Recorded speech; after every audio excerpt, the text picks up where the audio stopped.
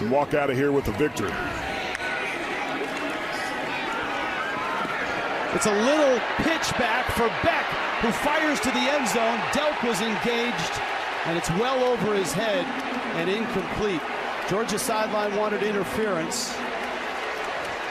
This was an unbelievable fake by Beck. I couldn't really tell what was going on. It didn't look like he had the ball. He fakes it here. It's a pitch back with the reverse. Lovett throws him back the ball, and it looked like Delp's cut his pattern short. The timing was funky on that, and it was hard to see Lovett when he tossed that ball back to Beck. But I agree with you, it was just hand fighting there, but that ball was grossly overthrown, and Hopper, that's a long way to run for a outside linebacker on an athletic tight end. A dead ball penalty has been called. No, excuse me. So they did call it. Did call it. Pass interference. So pass interference is going to bring the ball just outside the 15. That's a big flag. Beck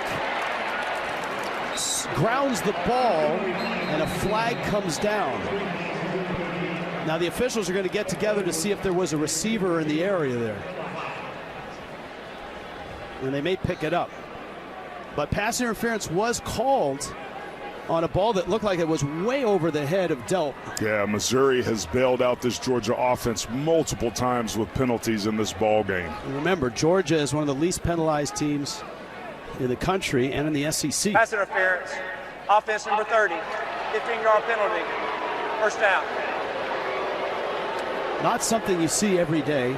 Pass interference on a running back. Dejon Edwards was in the pattern.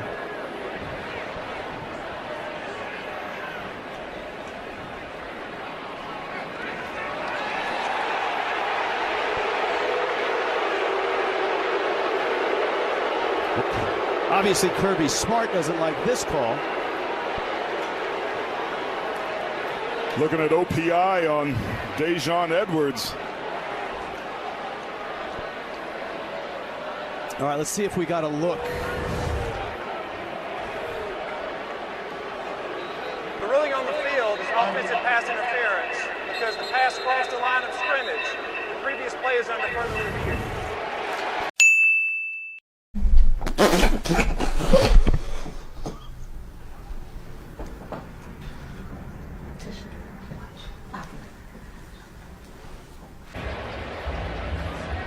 The call on the field was OPI, right?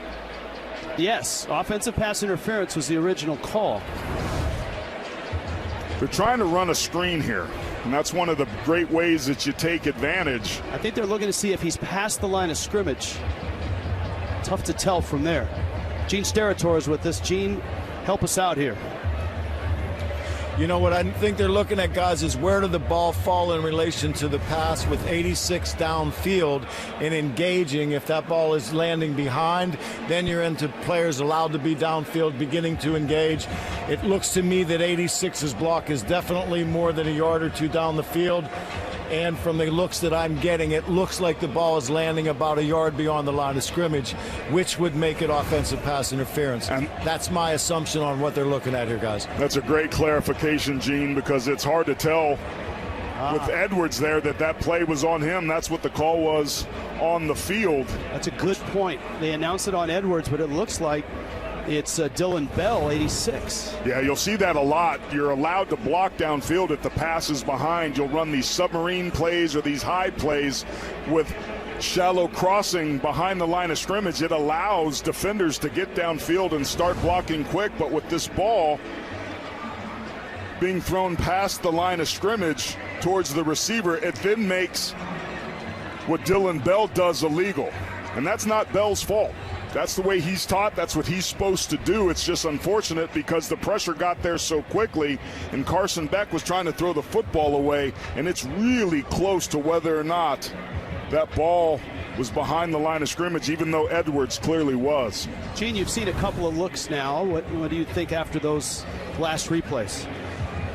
The last one that I saw, Rich, is it looks like we snapped the ball from the 17, and the ball may have landed like at the 17 and a half, which would put it behind the line of scrimmage.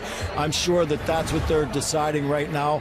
We have the luxury of the blue line on our replay, and a good job here. But if you watch this and see where that ball lands, to me it looks like it lands between the T and the sign that signifies and I puts it at about the 17 and a half, guys.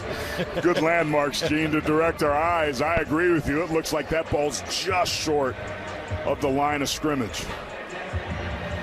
This proves to be a huge call in this game from a field position and could be the difference between a touchdown and a field goal, Rich. And in a game like this, with this much on the line in the fourth quarter, these are the sorts of things that determine outcomes. So it's important that we get this right. After further review, there is no foul for offensive pass interference. The line of scrimmage is the 17. The ball hit at the 18. It'll be second down at the 17-yard line. Well done, Gene Steratore. Well done. So he's not just in the guys, lounge. One other point real quick, if I may, Aaron, too, is look, the quarterback is out of the pocket under pressure. Those that may be asking the ball didn't get back to the original line of scrimmage, they're right there, but it is not intentional grounding because number 30 for Georgia is in the